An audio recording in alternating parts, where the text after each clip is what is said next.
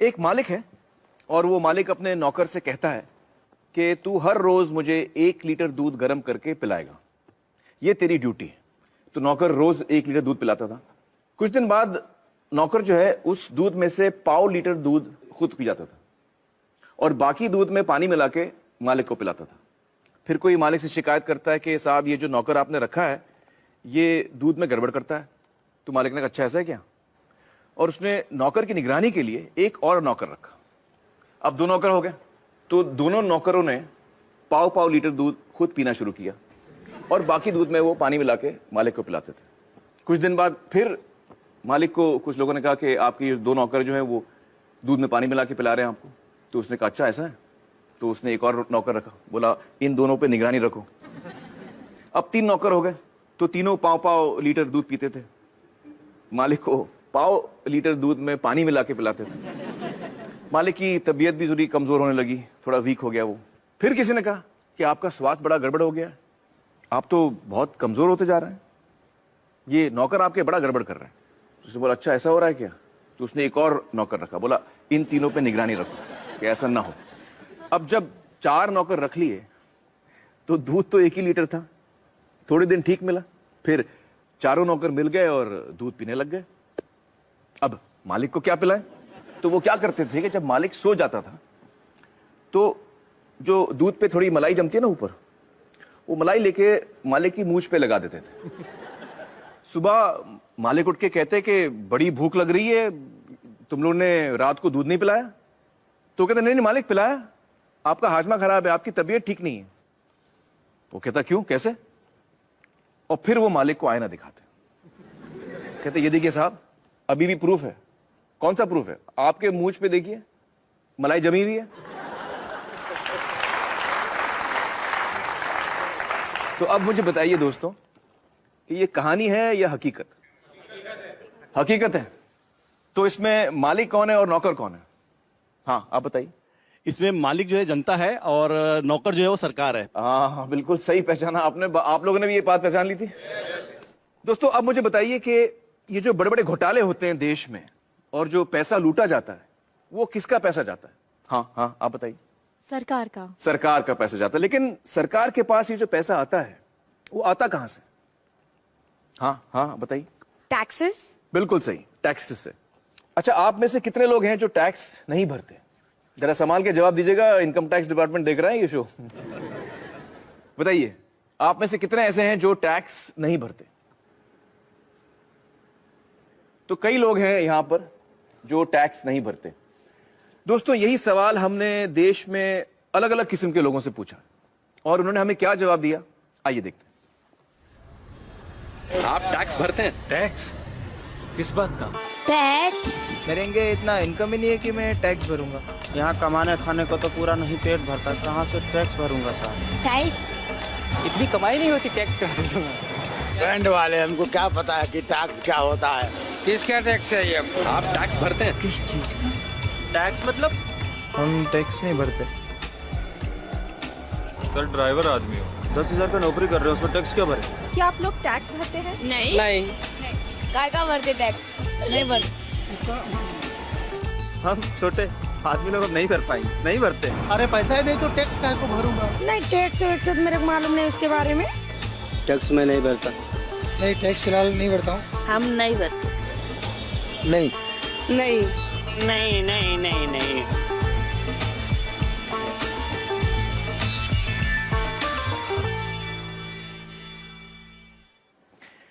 दोस्तों हमारे साथ इस वक्त है यामिनी अय्यर जी, जो accountability initiative centre for policy research इस नाम की संस्था के साथ जुड़ी हुई हैं। यामिनी जी बहुत बहुत शुक्रिया हमारे साथ जुड़ने का। मुझे बताइए कि इन सारे लोगों का कहना है कि ये टैक्स नहीं भरते, ये बात कितनी सही है कितनी गलत है। बिल्कुल गलत। इस वीडियो में सारे लोगों ने टैक्स भरा है। कैसे। आमिर आप मुझे एक बात बताइए, आपके पास मोबाइल फोन तो होगा। जी खरीदा था खुद। नहीं मैंने मैनेजर ने लिया था मेरे लिए। हाँ। यहाँ पे किसी ने तो अपना मोबाइल फोन खरीदा होगा। मोबाइल फोन के जो बक्से के पीछे वो पर्ची है उसको ध्यान से देखा था। उस पे क्या लिखा हुआ है, इंक्लूसिव ऑफ टैक्सेस। तो जब मोबाइल फोन खरीदा तो आपने भी टैक्स दिया, सभी ने टैक्स दिया।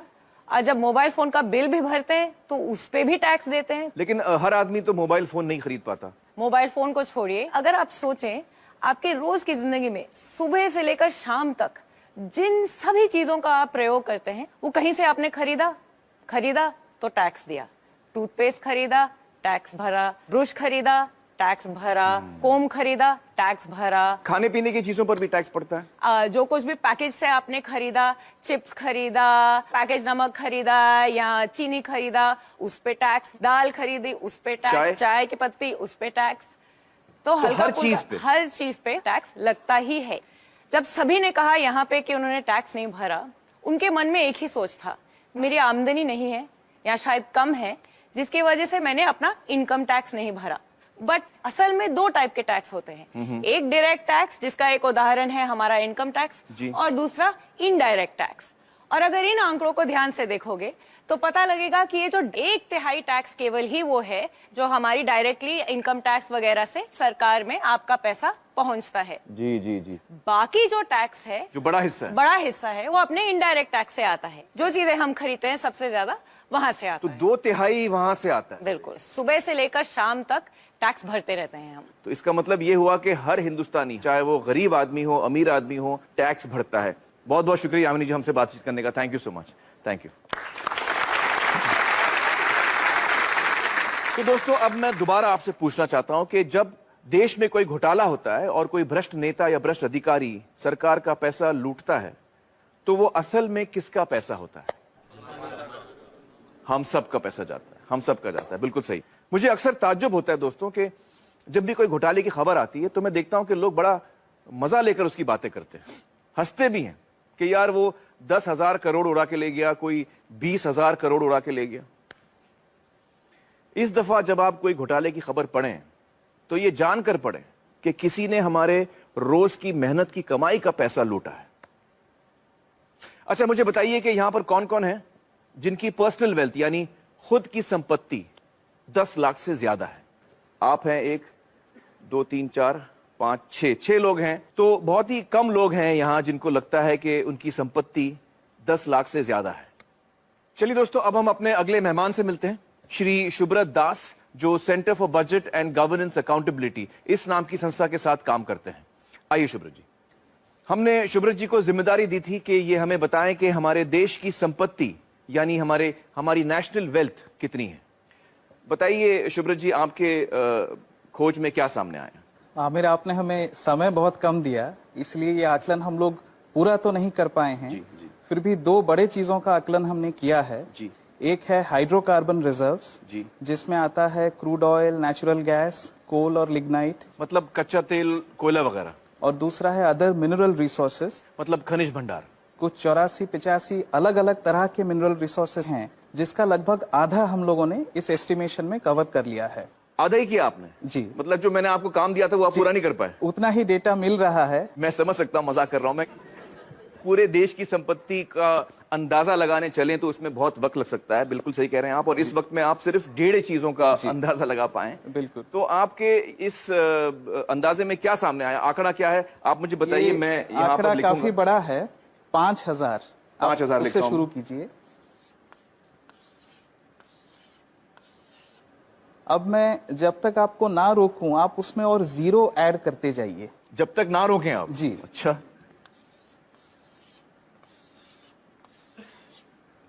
कुछ और जीरोस लगाइए। तो ये तो बोर्ड खत्म हो गया शुभ्रत जी।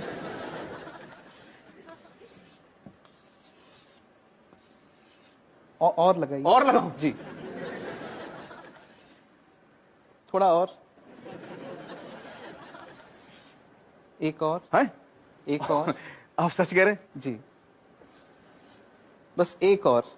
एक और? जी, एक और लगा दीजिए बस।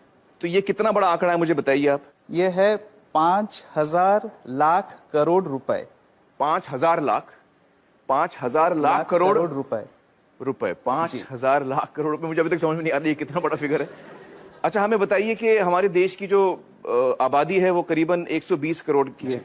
तो अगर हम इस आंकड़े को 120 करोड़ लोगों में बांटें तो उसका मूल्य कितना होता है? 40 लाख रुपए। 40 लाख। जी। तो इस वक्त हम आराम से कह सकते हैं कि हम सब 40 लाख के मालिक हैं अपनी अपनी जगह पर, जब हमने सिर्फ 1.5 चीजों का अंदाजा लगाया है। चलिए, बहुत बहुत शुक्रिया शुभ्रत जी हमसे बातचीत करने का। Thank you so much.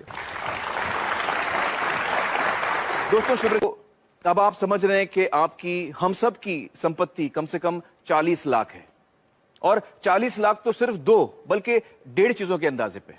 अगर हम देश भर की संपत्ति का अंदाजा लगाएं, जिसमें करोड़ों एकड़ जमीन है सरकार के हाथ में, पब्लिक सेक्टर की जो कंपनीज हैं, स्पेक्ट्रम है, और भी बहुत सारी चीजें हैं, इन सब का अगर हम अंदाजा लगाएं, तो मैं इकोनॉमिस्ट तो नहीं हूं, लेकिन हो सकता है कि हम सब इस देश में करोड़पति हों। बच्चा, बूढ़ा, हर इंसान, हम सब करोड़पति हैं। दोस्तों, अब हमें समझ में आ गया कि हमारा देश गरीब तो नहीं है, लेकिन फिर भी जनता इतनी बदहाली में क्यों है? आइए इसका जवाब ढूंढने की कोशिश करते हैं। हिंदुस्तान की धरती को तरह तरह के कुदरती खजानों का वरदान मिला है। हमारी धरती के अंदर ऐसी कीमती प्राकृतिक संपदा छिपी है जो हम सबकी साझी है। लेकिन जहां हमें एक ओर ये वरदान मिला है, वहीं दूसरी ओर जनता के इस खजाने को कुछ गिने चुने लोग और उनकी निजी कंपनियां लूट रही हैं। इसकी एक शर्मनाक मिसाल कर्नाटक के बेलारी में सामने आई। प्राकृतिक संपदा से समृद्ध दक्षिण भारत के इस खूबसूरत इलाके का आज ये हश्र कर दिया गया है। बेलारी के पहाड़ों से बेहतरीन क्वालिटी का कच्चा लोहा निकलता था। कुछ प्राइवेट कंपनियों ने अवैध तरीके से खनन का पूरा कारोबार अपने हाथों में ले लिया। मुनाफा बढ़ाने के लिए कई गैर कानूनी हथकंडे अपनाए गए। इस घोटाले की जांच कर्नाटक के तत्कालीन लोकायुक्त जस्टिस संतोष हेगड़े ने की। उनकी जांच में ये बात निकलकर सामने आई कि किस तरह से देश की संपत्ति को लूटा गया। कहीं प्रतिबंधित इलाकों में खनन हुआ, कहीं बिना अनुमति के जंगलों को उजाड़ दिया गया, और कहीं तय सीमा से कहीं ज्यादा खनन किया गया। उनकी रिपोर्ट के अनुसार इस घोटाले से जो नुकसान देश को हुआ, उसकी कीमत है 16,000 करोड़ रुपए। सार्वजनिक संपत्ति को निजी स्वार्थ के लिए हड़पने के इस तरह के कई मामलों को काफी नजदीक से देखा है जस्टिस संतोष हेगड़े ने। Thank you so much for joining us justice Hegde. Sir, आपने हमारे देश के एक बहुत बड़े घोटाले की जांच की है, जो बेल्लारी माइनिंग स्कैम के नाम से जाना जाता है। आपकी तहकीकात में क्या सामने आया? जिस तरीके से वहाँ हमारे देश के प्राकृतिक संसाधनों की लूट हुई, जो असल में नागरिकों की संपत्ति है, वो विश्वास के परे है। उनके दिमाग में सिर्फ एक ही चीज थी, पैसा बनाना किसी भी कीमत पर। सरकार को जो पैसा उस वक्त हर एक मैट्रिक टन के खनन के लिए दिया जा रहा था, वो था सिर्फ 27 रुपए प्रति टन। और उसी 1 टन के लिए एक्सपोर्टर्स माल कहाँ भेज रहे हैं, कितनी दूर भेज रहे हैं, उसके हिसाब से 6 से 7 हजार रुपए कमा रहे थे। ओ बाप रे। जब वो लोग इस काम में उतरे, तब कुछ नहीं था उनके पास, पर देखते ही देखते 2-2, 3-3 हेलीकॉप्टर, हवाई जहाज, उनके उड़ने के लिए रनवे, सब कुछ बना लिया उन्होंने। सोने के सिंहासन बना लिए उन्होंने अपने लिए। मैंने जो अपनी रिपोर्ट दी थी, उसमें क्या सामने आया कि कर्नाटक के 3 मुख्यमंत्री दोषी पाए गए। उसमें वो मुख्यमंत्री भी शामिल थे जो उस वक्त सत्ता में थे। 9 और मंत्री भी दोषी पाए गए थे। उसके अलावा 797 अधिकारी, जिसमें 14 IAS अफसर थे, कर्नाटक एडमिनिस्ट्रेटिव सर्विस के अफसर थे, और कई और विभागों के अफसर, सब शामिल थे। मतलब लगभग पूरा प्रशासन इसमें शामिल था। मुझे लगता है कि हम सब के लिए एक बात समझना बहुत जरूरी है, खासतौर से जो नौजवान यहाँ बैठे हैं, कि जिस तरफ हम जा रहे हैं, अगर हम इस बर्बादी को यही नहीं रोकेंगे, इस पर अंकुश नहीं लगाएंगे, तो हम बहुत मुश्किल में फंस जाएंगे। देखिए, 1950 के दशक में एक घोटाला हुआ था, जीप स्कैम। उसमें देश को 52 लाख रुपयों का नुकसान हुआ। उस वक्त के हिसाब से एक बड़ी रकम थी, पर फिर भी आप देखिए कि 52 लाख में कितने जीरो होते हैं। और भी कई घोटाले थे, LIC में मुंद्रा घोटाला, भारत बैंक का डालमिया घोटाला, नगर वाला स्कैम सेंट्रल बैंक में। हर साल घोटाले होते थे। सोचने वाली बात यह भी है कि सब घोटाले तो बाहर भी नहीं आते हैं। 100 में से कोई 1 या 2 ही जनता के सामने आ पाते हैं। अब 2010 पे आते हैं। कॉमनवेल्थ गेम्स, 70,000 करोड़ का घोटाला। 2G scam, 1,76,000 crore. 2012 पे आइए, कोलगेट घोटाला, 1,86,000 करोड़। अगर 1,86,000 करोड़ रुपए का एक घोटाला होता है, तो देश की अर्थव्यवस्था पर क्या असर होगा, आप अंदाजा लगा सकते हैं। 1987 में देश के प्रधानमंत्री ने क्या कहा था, वो याद कीजिए। स्वर्गीय राजीव गांधी ने कहा था कि सरकार 1 रुपया गरीबों के लिए खर्चती है तो उसमें से सिर्फ 15 पैसे ही उन तक पहुंचते हैं। कुछ वक्त पहले कर्नाटक में हमने पढ़ा कि गरीबों को 1 रुपए किलो चावल देने की घोषणा हुई है, जिसके लिए सरकार एक मोटी रकम खर्च कर रही है। कुछ हफ्ते ही बीते थे कि अखबारों में ये रिपोर्ट्स आनी शुरू हो गईं कि जो पैसा गरीबों को 1 रुपए के हिसाब से चावल देने के लिए खर्चा जा रहा है, उससे जो चावल खरीदा जाता है वो या तो एकदम सड़ा हुआ होता है, या जहां अच्छे चावल की खरीद हुई है वहां उसे गोदामों से चुरा चुरा के प्राइवेट लोगों को दे दिया गया है। इस तरीके से पैसे की लूट हो रही है। कैसे बच पाएंगे हम? सर, इस तरह के घोटालों का, भ्रष्टाचार का आम लोगों की जिंदगी पर कैसे असर पड़ता है? आप अपने रोजमर्रा के खर्चों को देखिए। पिछले साल के मुकाबले इस साल कितनी महंगाई है, क्योंकि जो पैसा देश के विकास के लिए रखा गया है, जिसे देश की प्रगति के लिए इस्तेमाल में लाना चाहिए, वो पैसा 85% चुरा लिया जाता है। देश के प्रधानमंत्री ने कहा था, मैं नहीं कह रहा, मेरे अंदाजे से तो अगर 1988 में 1 रुपए में 15 पैसे ही सही जगह पर पहुंचते थे तो आज 5 रुपयों में से 15 पैसे पहुंचेंगे। ये हो रही है हमारी तरक्की। हम लोग, आप हेल्थ केयर को लीजिए, सरकारी अस्पतालों को काफी नजदीक से मैंने देखा है कि वहां क्या हो रहा है। मैं आपको एक मिसाल देता हूँ। 2010 में एक गांव की महिला डिलीवरी के लिए सरकारी अस्पताल आई, उससे पैसे मांगे गए, उसके पास पैसे नहीं थे। अस्पताल ने साफ इनकार कर दिया। महिला के साथ जो व्यक्ति था वो पैसों का इंतजाम करने गांव भागा। फिर अस्पताल वालों ने महिला को कहा कि यहाँ मत बैठो, बाहर जाओ। वो बेचारी उस हालत में सड़क पार करके बाहर बस स्टॉप पर जाकर बैठ गई। जब तक पैसों का इंतजाम होता, बाहर उसी बस स्टॉप पर उसकी डिलीवरी हुई। ये किस तरह के समाज में जी रहे हैं हम? मुझे लगता है कि लालच तो एक बात है, लेकिन लालची होने के साथ साथ हम अपनी इंसानियत भी पूरी तरह से खो रहे हैं। हम इंसान से शैतान बन रहे हैं। हमें इस बात से कोई फर्क नहीं पड़ रहा कि दूसरे लोगों के साथ क्या हो रहा है। हर जगह, हर डिपार्टमेंट का यही हाल है।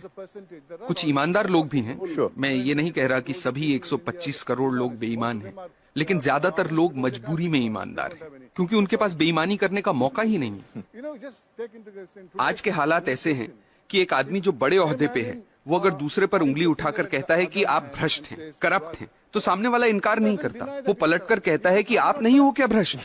That's so true. That is so true. ऐसी सोच बन चुकी है। यहाँ जो नौजवान मौजूद हैं उनसे मैं कुछ कहना चाहता हूँ। Sure, please. मेरी पीढ़ी के लोग अब हालात नहीं बदल पाएंगे। अब सिर्फ आप ही हालात बदल सकते हैं। और आपके लिए अच्छी बात यह है कि लालच सब सरहदें पार कर चुका है, सिर के ऊपर निकल गया है। अब और ऊपर जाने की जगह ही नहीं बची। आपके पास मौका है उसे नीचे लाने का। ये काम आपको जरूर करना है, मेरी खातिर नहीं, अपनी खातिर, अपने बच्चों की खातिर।